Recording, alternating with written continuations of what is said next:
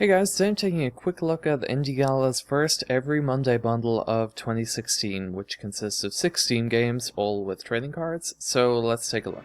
First up is Elliot Quest. Elliot Quest is a game that's been out a little while on a number of platforms, including Wii U and Ouya as well as PC, and it has gotten pretty positive response since launch. The game is most frequently compared to Zelda 2 on the NES with its 8-bit-ish look, side-scrolling action-adventure gameplay, and overhead world map.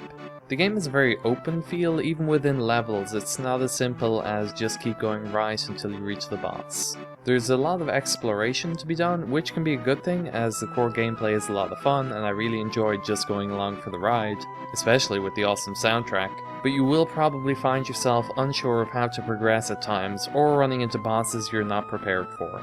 If you're a fan of the side-scrolling action-adventure gameplay and don't mind the added challenge of figuring out where to go, then it is a lot of fun.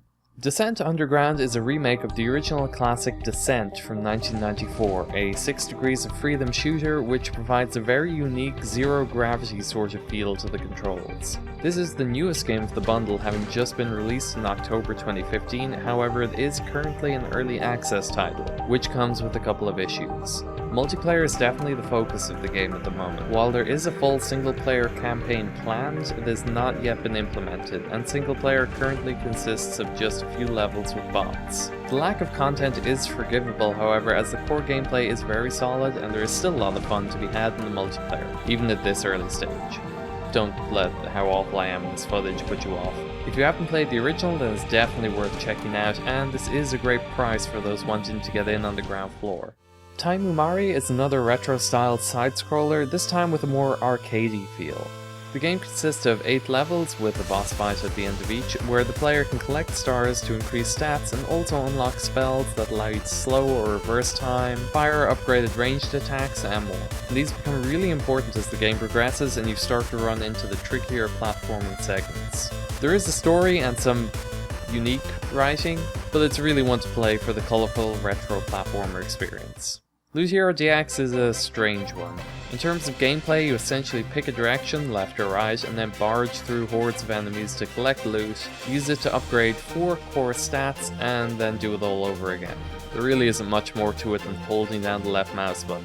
Seriously, I was mostly upgrading my stats at random here and just holding down the mouse button. There is some really fantastic pixel art, especially in the backgrounds, but you're basically looking at one screen per level and it's really hard to see when you're zooming past and the screen is filled with XP and damage and loot markers. It feels a little more like a good polished Newgrounds game, but not something I could see myself picking up if it wasn't part of a bundle.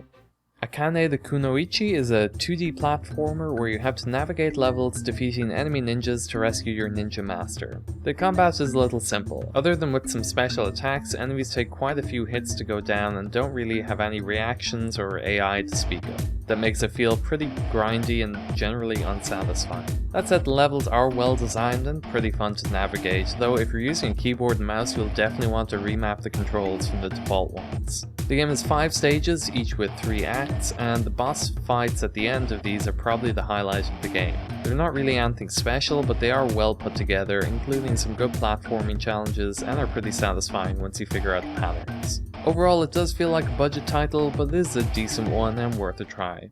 Warlocks vs. Shadows is a 2D battle arena game where you choose from one of 11 playable characters, each with their own unique playstyle, and battle through hordes of shadowy monsters. There are actually quite a few gameplay modes, including a simple campaign, horde mode, and even multiplayer. The art and design of the game is absolutely fantastic, and it's a lot of fun trying out and unlocking all the playable characters. Though if you want to switch between them during a campaign, you'll need to choose someone who you've already gotten to the same point in the campaign. Otherwise you have to start from the very beginning with a new character. The gameplay is really challenging and addicting, and I'm really looking forward to configuring this for the Steam controller. So in conclusion, Elliot Quest alone is probably worth more than the price of admission, and while it may not quite be there yet, Descent Underground is probably going to be one of those games you'll be glad you picked up later. Warlocks vs. Shadows is also one I'm definitely going to be playing more of after this video, which I wasn't expecting going into it. I probably would have been done with this video sooner had I not gone back to capture extra footage about 3 or 4 times. The rest may not be for everyone, but if there is one that catches your eye, it's more than likely worth a playthrough.